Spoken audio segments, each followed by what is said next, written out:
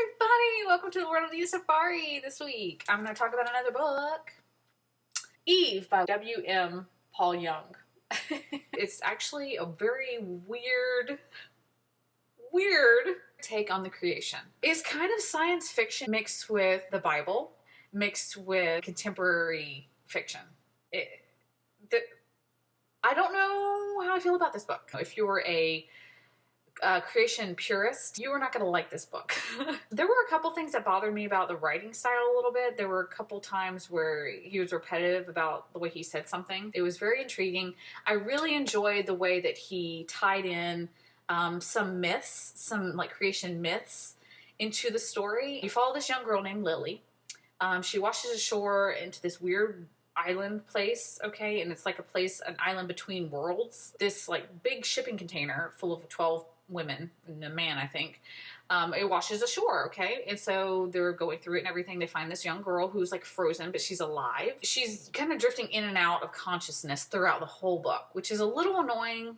I will say it's a little bit annoying to be continually like falling asleep. It was kind of hard to do what he did without doing that, I would say. She has a very dark history. It's very sad. A physical representation of humanity. How we see ourselves and how we usually hate ourselves and internalize that and really take it in, and it becomes our identity. You're moving back and forth between all of these like realities, okay? She is what is called a witness. It is when I guess a human is allowed to be a witness to a time in history.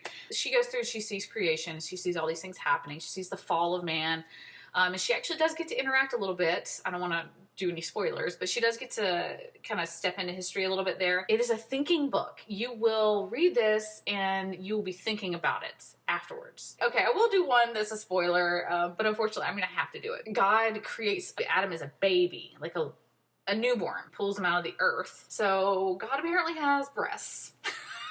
This story nurses the baby and what? It doesn't stop there.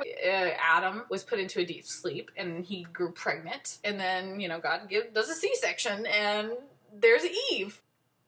Okay. I believe that God does not have a gender. I don't believe that God is male or female. I believe that God does not have any sexual organs because he has no need of them. I think that we use the pronoun he in the Bible because that's how God is able to relate to us. The closest kind of relationship is a father, and that's a male figure. It's not because God actually has a penis. Breasts are not technically a sexual organ. They are for feeding a baby. Adam, like, getting pregnant, which is very weird.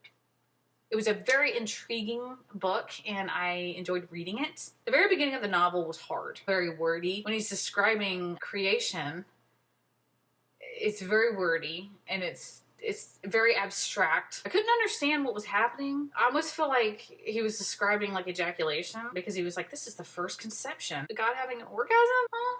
If you are a Bible purist, don't focus so much on the obviously not theologically accurate things. So this is one of those like read at your own risk on this one. If you were looking for a very unique, strange conversation starter talking about their creation, then this book, Eve by William Paul Young.